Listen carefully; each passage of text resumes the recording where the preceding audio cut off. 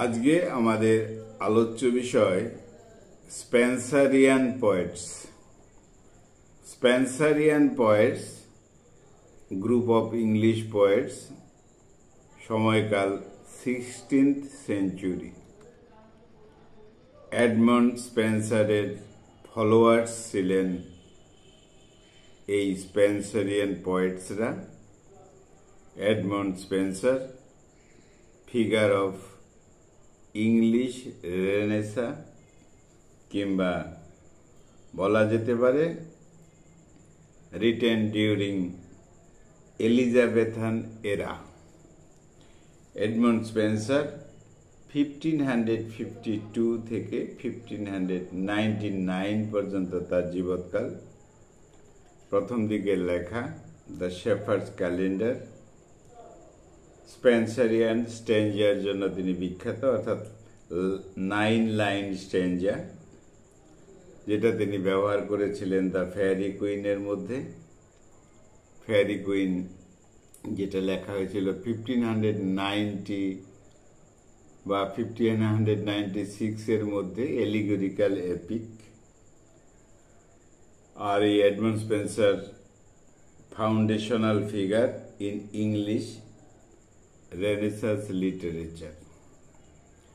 তাহলে এই এডমন্ড স্পেন্সারকে যারা ফলো করতেন তাদেরকেই বলা হয় স্পেন্সারিয়ান পোয়েটস বা ইংলিশ পোয়েটস, সময়কাল 16th সেঞ্চুরি।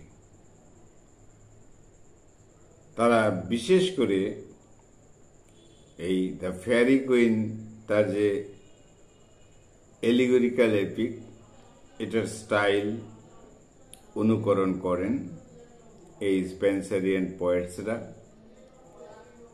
আর তাদের যে পোয়েট্রি রিফ্লেক্টেড স্পেন্সার্স এলিগোরিক্যাল স্টাইল, বিশেষ করে ইউজ অফ স্পেন্সারিয়ান স্ট্যাঞ্জা। এই স্পেন্সারিয়ান পোয়েটসদের মধ্যে বিশেষ যারা, তারা হল Giles Fletcher, George Winter, Michael Drayton, William brownie. তাহলে এই স্পেন্সারিয়ান পোয়েটস বা ইংলিশ পোয়েটস যারা ফলোয়ার ছিলেন এডমন্ড স্পেন্সার, সেই সব পোয়েটসগুলো হলেন Giles Fletcher, George Winter, Michael Drayton, William brownie. আমরা লক্ষ্য করেছি যে এই স্পেন্সারিয়ান পোয়েটসরা তাদের যে লেখার ক্যারেক্টারিস্টিক্স, তারা কি করত? Use of allegory to convey moral and religious themes. তাছাড়াও naturalistic pride through myth or history তারা ইলাবোরেট করতেন।